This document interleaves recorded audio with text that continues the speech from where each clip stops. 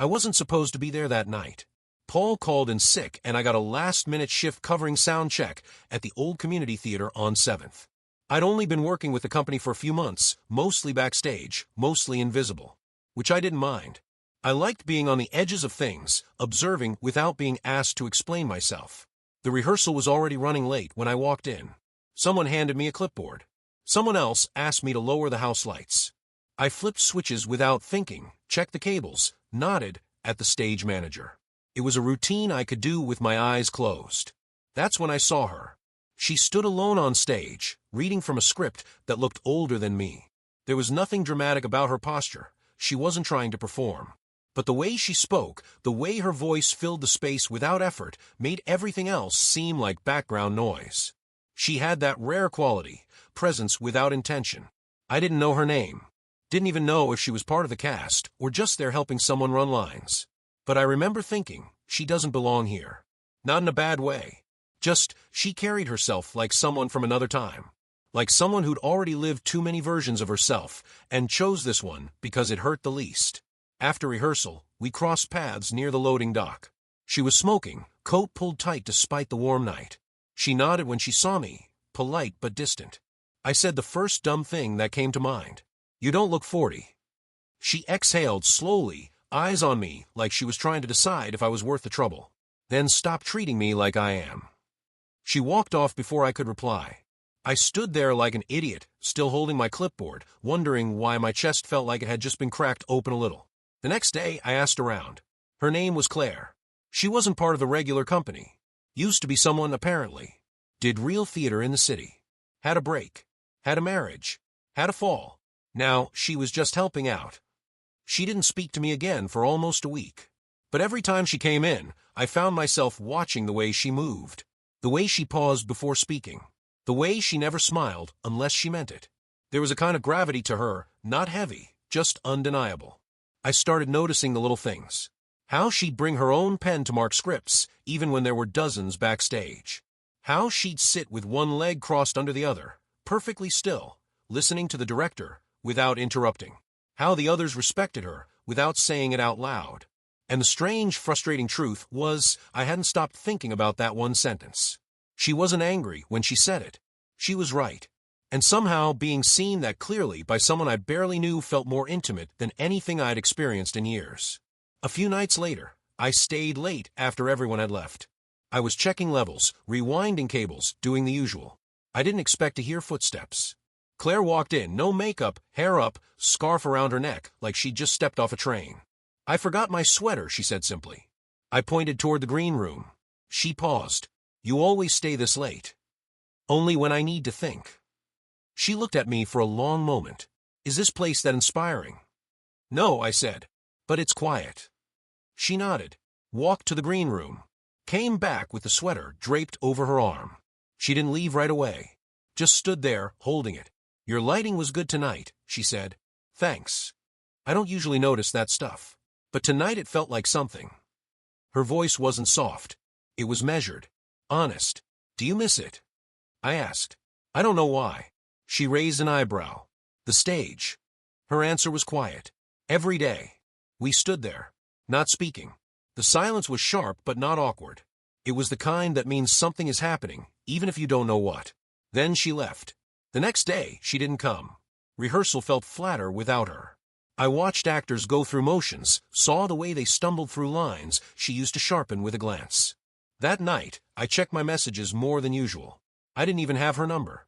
By Thursday, she was back. Sat in the back row during warm-ups, arms crossed, watching. She didn't speak to me. Didn't look at me. Until the lights dimmed for scene 3. Then she turned her head, just slightly. And in the blue haze of stage glow, I caught the barest twitch of a smile. Over the next week, something shifted. We started sharing quiet. Not conversation, not at first, but presence. She'd stand by me in the tech booth, watching. I'd catch her eyes as she left notes on the director's clipboard. Then, finally one night, "Want coffee after?" Just that. I said yes. We walked to a place 2 blocks down. She ordered black coffee. I got tea for some reason. We sat in a corner booth and didn't talk much at first. Then she asked about music. What I listened to. What I played, if anything. I told her I used to write songs in college. She asked why I stopped. I didn't have an answer. She told me about New York. About a show that almost made her famous. About a director who told her she was too complicated to market. I used to think that was an insult, she said. Now, I think it might be the most honest thing anyone's ever said to me. I didn't say anything. I just looked at her. Really looked. And in that moment, something inside me, something young and naive and easy, stepped aside. I saw her. Not a woman in her 40s. Just a woman. Whole. Flawed. Brilliant. Tired. Real. That night, walking her to her car, I wanted to say something. Anything. But she beat me to it. You're not bad company, she said. I smiled. Neither are you. She opened her door, paused. You're still treating me like I'm 40, she said. I frowned. How do I stop? She leaned closer. Stop trying to figure me out. Just listen. And then she got in and drove away. I stood there, watching her taillights fade. And for the first time in years, I felt something I couldn't name. But I wanted to feel it again. It was a Tuesday. One of those gray ones where everything feels slightly out of focus, like the world hasn't quite decided if it's still waking up or giving up entirely. Claire was already there when I arrived. She sat alone in the front row, flipping through a script, her reading glasses resting low on her nose. She didn't look up when I walked in, but she must have heard me. Morning, she said without looking. It wasn't the word. It was how she said it. Like she knew me. Like the greeting wasn't for formality, but for grounding. It startled something in me. Morning, I replied, quieter than I meant to. She finally looked up. Her eyes were tired, maybe but alert. Like she hadn't slept much, but didn't need to. I wondered how many versions of herself she'd been through before this one. I wondered what it cost her to settle into this skin. The director arrived a few minutes later. Rehearsal started. I climbed to the tech booth, adjusted the light grid, watched scenes play out from above. But my eyes kept drifting back to her. Claire. The way she made small notes in the margins. The way she watched the actors like she was remembering something she'd forgotten she loved. At break, she climbed up the stairs to the booth, holding 2 paper cups. Tea, she said, handing one to me. You said you like tea. I took it a little stunned. Thanks. She sat beside me, looking out over the empty stage. I used to love tech, she said. I think it's where the magic actually happens. People just don't notice. I nodded. It's like being the ghost in the room. She smiled at that. Exactly. We didn't talk much more. Just sat, drinking tea, sharing the silence like it belonged to us. When she left to return to the floor, she touched my shoulder. Briefly, lightly, but enough to send my thoughts spiraling. That night, I couldn't sleep. I lay awake thinking about that single touch. The way she said my name when I helped her with her lines later, like it was something she'd held in her mouth before, testing its weight. I didn't know what this was. Not yet. But I was starting to feel it in places I didn't have words for. The next few days blurred. More rehearsals. More silent exchanges. A quiet rhythm building between us. Not romance. Not yet. Something slower. More deliberate. She started waiting for me after rehearsal. Just outside. We'd walk a little, no destination, no agenda. One night, we ended up at a park. Empty benches. Dim street lamps. She asked me why I always looked like I was bracing for something. I don't know, I said. Maybe I am. From what? From expecting too much. She looked at me then. Really looked. That's not the worst instinct, she said. But it'll keep you from noticing what's already happening. One night, she told me about her son. He was 20, studying abroad. He thinks I'm complicated, she said with a soft laugh. Aren't we all? I offered. He means it like it's a flaw. I didn't know what to say, so I didn't. And maybe that was enough. On Friday, she missed rehearsal. No warning. The director was annoyed. I was quiet. That night, I walked by the coffee shop we usually stopped at. Her reflection wasn't in the window. I stood there longer than I should have, staring at the empty chair we usually took and back. I told myself it didn't mean anything, but I didn't believe it. She came back on Monday. Family thing, she said, offering no more. I nodded. I figured. She studied me. Did you? I held her gaze. No, but I hoped. That night, we sat in her car, engine off, windows cracked just enough to let the night air in. We didn't touch. We didn't move. Just sat, the closeness stretching like thread between us. When I got out, she said my name. Soft. Like a secret. And I knew something had changed. I just didn't know what yet. There are moments that don't seem like much when they happen. A glance, a shared breath, a pause before speaking. But later, they echo. They come back in quiet hours when everything else fades. That's what it was like with her. Claire started inviting me into her space, bit by bit. First the coffee shop, then her car, then her silences. Each time, she didn't explain. She didn't need to. The invitations were unspoken but unmistakable. One evening after rehearsal, we ended up back at her place. Not planned.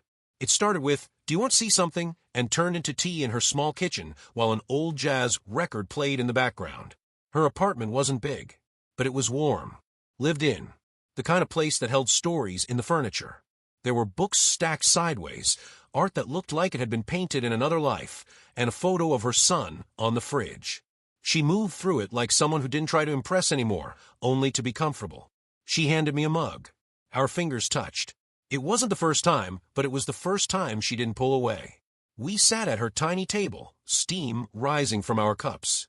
Outside it was raining. Softly. Like the kind of rain that's more about feeling than weather. She asked me what scared me most. Just like that. I thought for a long time. Getting stuck, I said. Not even in a place. Just in a version of myself I didn't choose. She nodded slowly. I lived like that for years. Her voice didn't tremble, but it carried weight. She told me about the man she married. About the place she turned down because he thought it was too far, too long, too complicated. About waking up one day and realizing she didn't recognize the woman in her own kitchen. I left while he was at work, she said. Packed a suitcase. Took the car. Didn't even leave a note. Just drove. She stirred her tea with a tiny spoon, methodical. That was 15 years ago. And I still sometimes wake up thinking I never left. We didn't speak for a while after that. Just listened to the rain and the record and our own thoughts. I wanted to say something that mattered. But nothing I said could have matched the honesty she gave me. So I reached out. Gently. Let my hand rest near hers. She looked down, then up. And she didn't move away. From that night, something changed. She started calling me by my full name. Not just, "Hey," or "you." There was intention in it. And I started noticing how often she smiled when I spoke.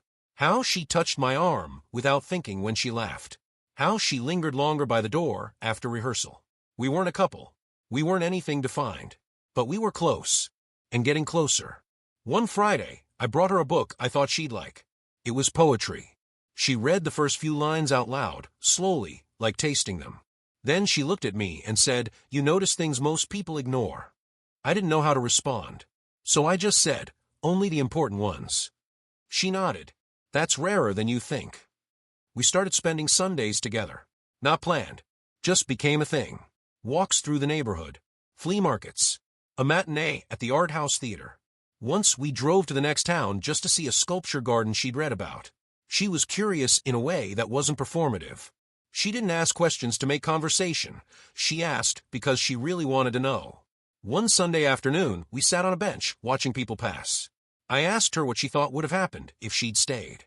If she never left that kitchen 15 years ago. She was quiet. "I think I'd be dead," she said. Not literally, but inside. Then she turned to me. "And I never would have met you." That made me feel like the whole world had tilted slightly.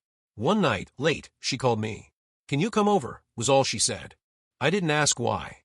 When I got there, she was standing at the door barefoot, in an oversized sweater, no makeup.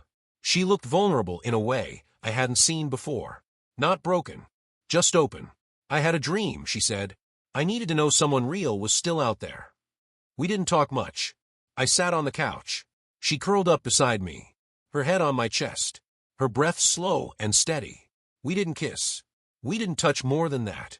But something passed between us, not just comfort, but something deeper. Trust, maybe? Or recognition. I stayed until sunrise. When I left, she didn't say goodbye. Just stood at the door watching. And I felt more seen than I ever had in my life. The next time we saw each other, she made me breakfast. She called it a thank you. I didn't need one. We sat in her kitchen again. Same table. Same cups. But something in the air had shifted. She was softer. Not fragile, just less guarded. "I think I stopped believing in people for a while," she said. "Why?" "Because I thought they stopped believing in me." I reached for her hand again. This time she met me halfway. We didn't need to say what was happening. We were already in it. And whatever it was, it felt like the beginning of something I wasn't sure I deserved. But I wasn't going to let go. It was a Wednesday, though it felt like a Sunday. The kind of day that moves slower than the rest, where everything feels suspended in between what was and what might be. Claire opened the door before I knocked. She must have heard me coming. Her face was calm, bare, honest. She wore an old sweatshirt and soft jeans, her hair pulled back loosely, a few strands curling around her face. She looked like home. "Come in," she said, not like a host, like someone who had been waiting. Inside, the lights were dim. Just one lamp in the corner, casting a warm, amber glow over the room. Something about the way the shadows fell made it feel like the whole world had shrunk to the space between her couch and the window. I stood there a moment longer than I needed to. "You okay?" she asked, voice low. "Yeah," I said. "Just needed today to feel different." She nodded. "It already does." We didn't put on music. We didn't turn on the TV. We didn't fill the space with anything except presence. She walked over to me and touched my arm, the way you do when you're not sure if you're allowed to, but you need to. And I let her. We sat close on the couch. Not touching, but near. I could feel her breath, the slow rise and fall of her chest. Every now and then, she'd glance at me. Not searching, just checking. "I used to think quiet was something to fill," she said. "But lately, it's the only place I hear myself." "I like your quiet," I said. She smiled, looked down at her hands. Those hands. They weren't soft the way magazines describe. They were real. Faint lines across the knuckles. A tiny scar by her thumb. The hands of someone who's lived and worked and let go. She noticed me looking. She didn't flinch. "Do you think about what this is?" she asked. I swallowed. "All the time." And I looked at her then. Fully. Slowly. "And I don't care what name it has." She didn't smile, but her eyes warmed. She leaned closer, her head against my shoulder. "Good," she whispered. "Because I'm tired of defining things just so they can be broken later." That night, we fell asleep on the couch. No plan. No declaration. Just comfort. Her hand on my chest. My arm around her waist. When I woke up hours later, the room was dark. Her breathing was soft, her face turned toward me. And in that moment, nothing felt missing. I didn't move. I didn't want the spell to break. I just memorized her there in the quiet. We started spending more nights together. Never talked about it. It just happened. A toothbrush appeared in my bathroom. One of her books on my nightstand. Her coat on the back of my chair. Little things that felt less like invasion and more like inclusion. One evening, she came to mine with groceries. "I want to cook," she said. "Don't get used to it." I watched her move in my kitchen. Confident. Casual. Like it was hers, too. After dinner, we sat on the floor with a bottle of wine, knees touching. She leaned her head back against the wall. "You ever wonder if this is too easy?" "Sometimes," I said. But then I remember how hard everything else was. She turned her head and kissed me. Not urgently. Not for show. Just a slow, certain press of lips that said, "This is real." Her fingers slid into my hair. Gentle. Familiar. I closed my eyes and let her. We didn't talk much that night. But we didn't need to. She slept in my bed. Her back against my chest. My hand resting on hers. At some point, I whispered her name. She squeezed my fingers. We were still. The kind of still that only happens when you finally stop running. The next morning, we made coffee in silence, smiling more than speaking. She wore my shirt. I didn't say anything. She didn't need me to. Before she left, she looked at me for a long time. "I don't feel like I'm waiting anymore," she said. "Me neither." Then she kissed me again. Her hands in my hair. Like she meant it. Like she'd always meant it. The thing about falling in love slowly is that you don't always realize it's happening until something small makes it obvious. For me, it was a sunset in a grocery store parking lot. It had been a long day, nothing special, just the weight of everything ordinary. I hadn't seen Claire in 2 days, and though we hadn't made any kind of rules or promises, I missed her like something vital was just absent. She texted me in the afternoon. "Need anything from the store?" I said no, but she came anyway. When I walked out of the store, she was leaning against her car waiting. A paper bag in her arms. Wearing a denim jacket and a quiet smile. The sky behind her was on fire. Pink, gold, a streak of lavender. "You said you didn't need anything," she said. "I didn't know I needed you." It just came out. She blinked once, slowly, then set the bag in the trunk. "Come on," she said. Let's watch it. We sat on the curb, right there in the middle of everything. Cars pulling in and out, people rushing past. But it felt like we were the only two still enough to notice. She rested her head on my shoulder. It's so quiet, even with all this noise, she whispered. I nodded. It's like you bring the quiet with you. She didn't respond. Just let her fingers find mine. And we stayed like that until the last light faded. That night, she came back to my place. Not for any reason, just because it felt right. She took off her shoes at the door, curled up on the couch, and asked me to play something soft. I chose a Nina Simone record. She hummed along to the piano, eyes closed, body loose. You okay? I asked. She nodded. Better than okay. Just full. In a good way. We talked for a while. Not about anything specific. Movies we loved. Places we'd never been. What kind of old people we hoped to be. She said she wanted to be the kind of woman who wore linen and talked to birds. I said I wanted to live near water and forget what day it was. She laughed. I think we'd annoy our neighbors. Good, I said. Let's be impossible to ignore. Later, I found her brushing her teeth in my bathroom. Her reflection was soft. The kind of image you want to memorize. She caught me watching. You're staring. I know. She didn't look away. I don't know what this is supposed to be, she said. It doesn't have to be supposed to be anything. But it feels like something. It is. She turned off the light and walked past me, brushing her hand across my chest. I followed her into the bedroom. We didn't undress quickly. We didn't rush. It wasn't about need. It was about permission. Her shirt slid off her shoulders slow. My hands found the small of her back. She looked at me the whole time. I never looked away. We lay together under the same sheet, skin on skin, but more than that, soul to soul. I held her like I was trying to learn her by heart. There was no urgency, only presence, only breath and warmth and the slow understanding that this was the most honest either of us had been in years. She kissed my forehead. Stay, she whispered. I'm not going anywhere. And I meant it. The next morning, I woke up to the smell of toast. She was in my kitchen again, barefoot, hair tied up, wearing one of my shirts. Don't get used to this, she said. Too late. We ate in bed. Crumbs everywhere. She didn't care. She laughed, mouth full, wiped her hands on the sheet. God, I missed laughing like this, she said. I didn't say anything. I just watched her. Because I didn't want to miss a second more. Later that day, we walked through the city. Just wandered. No plan.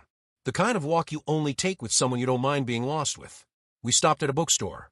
She bought a collection of short stories. I bought a pen. You planning on writing something? She asked. Maybe. About us. I shrugged. Only the good parts. She smirked. Coward. Romantic. Same thing. We shared a slice of pie at a sidewalk cafe. She picked the filling apart with her fork, like she was trying to make it last forever. You think it'll stay like this? She asked. No, I said. I think it'll get deeper. Slower. Truer. She looked up. That scares me. It scares me too. But I still want it. She exhaled. Okay, she said. Let's want it. That night, we danced in my living room. No music. Just her hand in mine, her body against mine, and the memory of a song we didn't need to hear to feel. She laid her head on my chest. You smell like laundry, she said. You smell like something I forgot I missed. And we moved like that until we forgot the rest of the world. Just the two of us. In the quiet. In the rhythm. In love. Without saying the word. Not yet. But soon. The first cold morning of fall snuck in quietly. Claire wrapped her sweater tight around her shoulders as we stepped out onto the porch with our coffee. The sky was that kind of blue that feels thin and endless, and the air smelled like something changing. She stood in the sun, eyes closed, face tilted upward like she was trying to memorize the temperature. I used to hate fall, she said. It always felt like things ending. And now? I asked. She looked at me, her eyes softer than the light. Now it feels like something beginning. We didn't talk much after that. The quiet wasn't awkward anymore. It hadn't been for a while. Later that day, we drove out of the city. Just for the afternoon. No plans, just the need to move. To not let the moment settle too hard around us. The trees were starting to turn. Reds, oranges, the last stubborn greens. Claire reached out the window and let her fingers slice through the wind. We stopped at a roadside farm stand, bought apples and cider, and a slice of pumpkin bread that we shared, sitting on the hood of my car. She looked out at the field. You know what I used to be afraid of? What? This. I didn't answer. I waited. Of things being good. Of finally getting it and then losing it. I didn't know what to say. So I just reached over and touched her hand. She didn't pull away. That night, back at my place, she lingered at the door longer than usual. Her bag was slung over her shoulder, her keys in hand. I should go, she said. But she didn't move. You can stay. She looked at me like she was weighing something heavy. I want to, she said, but it scares me how much I do. I nodded. It scares me too. And just like that, she stepped back inside. We didn't kiss at first. We just held each other. Long, quiet. Steady. Then, like breath after holding it too long, our lips found each other. Slow, unsure, but real. We didn't rush. We didn't talk. We just let our bodies speak the things our mouths couldn't say. She slept curled against me that night, her hand resting just over my heart. At one point, I woke to find her watching me. What? I whispered. She shook her head, a smile barely there. Nothing. Just, I'm here. And you're here. I kissed her forehead. We are. The next morning, we made pancakes. Burned the first batch. Laughed so hard we cried. She danced barefoot in my kitchen while the coffee brewed, spinning slowly, arms loose. I didn't take a photo. I didn't need one. That image, her in that morning light, alive and unguarded, was burned into me. She caught me watching. Again. You always do that. What? Look at me like you're memorizing something. Maybe I am. She walked over and slipped her arms around my waist. Then don't forget this, she said and kissed me. Soft. Certain. We started talking about what came next. Not in timelines or plans. Just in maybes and wants. Maybe we take a weekend somewhere, she said one night, curled against me under a blanket. Maybe we go slow, I offered. Maybe we're already going exactly the right speed. And that felt true. Sometimes we still got quiet in the middle of the day. Still pulled back into our own thoughts. But the difference was, now, we told each other when it happened. I feel off, she'd say. Me too, I'd admit. And we'd sit with it. Together. Without fixing. Without fleeing. That was new for both of us. One night, as we walked back from a movie, she slipped her hand into mine mid-step. Do you think you'll still look at me like that when I'm 50? She asked. I stopped walking. Turned to face her. I think I'll look at you like this until we forget what age is. She smiled. But it was the kind that meant more than happiness. The kind that held fear and hope and disbelief all at once. I don't know how we got here, she whispered. Me neither. But I'm glad we did. So am I. That night, before she fell asleep, she said something I'll never forget. I don't need you to promise anything, she said. Just don't pretend this isn't real. I reached for her hand, held it tight. I wouldn't know how. She nodded, eyes closed, breath evening out. And in that stillness, with the covers pulled around us, and the world quiet beyond the walls, I realized something. It wasn't about what we said. It was everything we didn't have to. And it was enough.